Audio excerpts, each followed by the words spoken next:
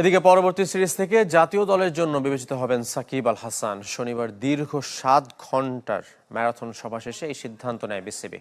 Home and away সিরিজে খেলার সুযোগ থাকছে সাকিবের, তবে যা নির্ভর করবে তার ফিটনেসের উপর।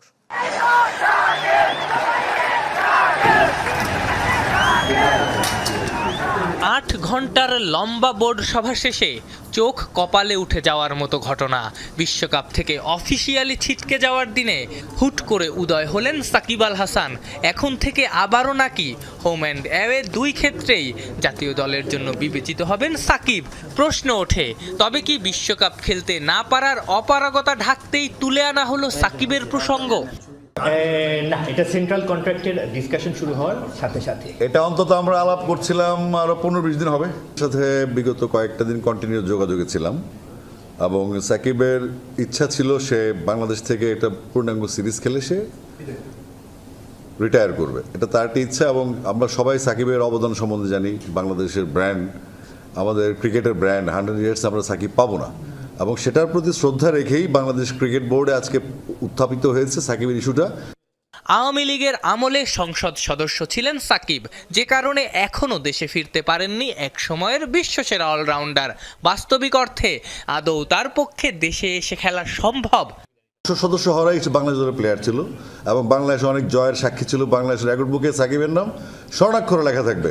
তো আমরা ওই অ্যাঙ্গেল থেকে সাকিবকে সম্মান দেওয়ার জন্য তার মনের যে ক্ষুধাটা, তার যে আকুতিটা, সেটাকে ভালোবেসে এবং তাকে রেসপেক্ট জানিয়ে আমরা সিদ্ধান্তটা নিয়েছি।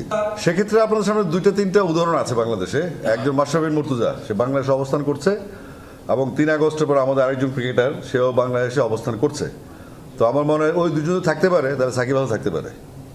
বর্তমান বোর্ডের অধীনে এটাই হতো প্রথম বিশ্বকাপ। সেই বিশ্বকাপে অংশ নিতে না পারলেও এটাকে ব্যর্থতা হিসেবে মানতে নারাজ সাবেক ক্রিকেটার ও বিসিবি পরিচালক আব্দুর রাজ্জাক। কারণ সবকিছুই ঘটেছে সিকিউরিটির কারণে।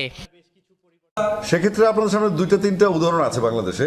একজন মাশরাফি বিন মুর্তজা, সে বাংলাদেশে অবস্থান করছে এবং 3 আগস্টের পর আমাদের আরেকজন ক্রিকেটার, সেও বাংলাদেশে অবস্থান করছে। তো আমার মনে হয় ওই দুজন থাকতে পারে, তাহলে সাকিব আল থাকতে পারে। অনূর্ধ্ব 23 একাডেমি গঠন করা হচ্ছে। ডিরেক্টর হিসেবে থাকছেন রাজ্জাক। এবারের সেন্ট্রাল কন্ট্রাক্টে 27 জন ক্রিকেটার রাখা হচ্ছে। আর বিসিবি পরিচালক পদ থেকে ইস্তফা দিয়েছেন ইশতিয়াক সাদেক।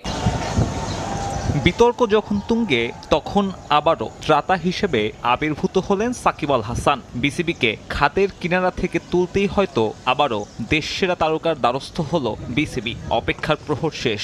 জাতীয় দলের জার্সিতে আবারও বিবেচিত হবেন এই অলরাউন্ডার। বোর্ড সর্বসম্মতিক্রমে সিদ্ধান্ত গ্রহণ করেছে